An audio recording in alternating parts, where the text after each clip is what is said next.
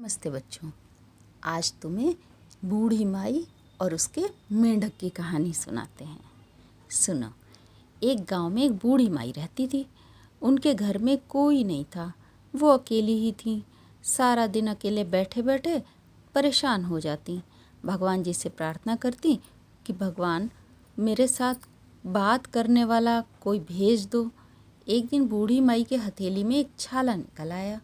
उन्होंने सोचा कि लो, एक तो पहले ही मैं अकेली थी, ऊपर से अब ये छाला भी निकल आया। कोई बात नहीं भाई। अब वो छाला धीरे धीरे बड़ा होने लगा और दर्द भी करने लगा।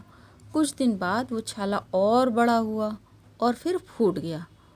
उसमें से एक मेंढक कूद के नीचे आया। बुढ़िया आश्चर्यचकित होकर उसे देखती रह गई कि मेरी हथेली में से ये मेंढक निकला है।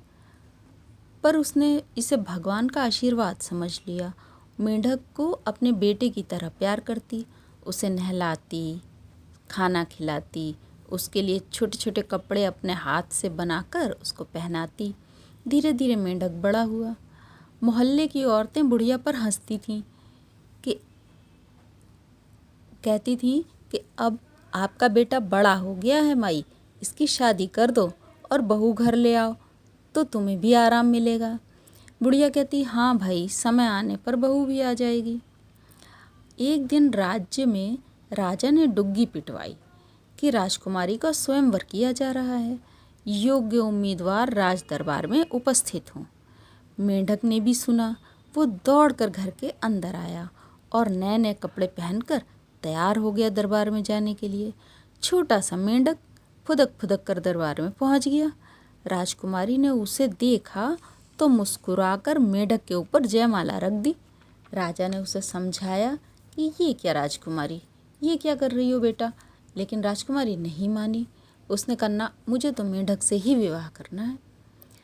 जब बिल्कुल ही नहीं समझाने से मानी तो राजा ने चिढ़कर मेंढक के साथ ही राजकुमारी का विवाह कर दिया।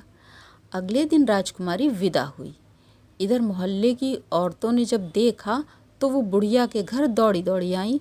बोली जल्दी चलो, तुम्हारा मेंढक बहू लेकर आ गया। बुढ़िया हतप्रभ हो गई। उसने कहा ऐसा कैसे हो सकता है, ये लोग क्या मजाक कर रही हैं। खैर वो बाहर गई। बाहर आकर देखा तो हाथी पर मेंढक और पीछे पालकी में राजकुमारी और कई सेवक और सौगातें। बुढ़िया आरती लेकर मेंढक और राजकुमारी को अंदर ले आई। राजकुमारी ने सेवक वापस भेज दिए और बहू बनकर रहने लगी।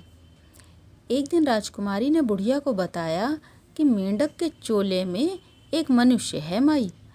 तब बुढ़िया और राजकुमारी ने देखा रात को मेंढक का चोला उतार कर एक सुंदर युवक सो रहा था। दोनों स्त्रियों ने, यानी बूढ़ी माई ने और राजकुमारी ने, दोनों ने मिलकर चोला उठाया और जो बाहर चूल्हा जल रहा था उसमें जला दिया। अब जब ये समाचार राजा तक पहुंचा तो राजा बहुत खुश हुआ।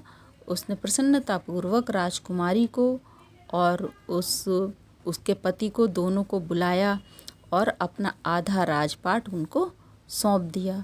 अब बूढ़ी माई अपने बेटे और बहू के साथ सुख से राजमहल में रहने लगी। बस इतनी थी कहानी। अब मिलते हैं अगली कहानी में।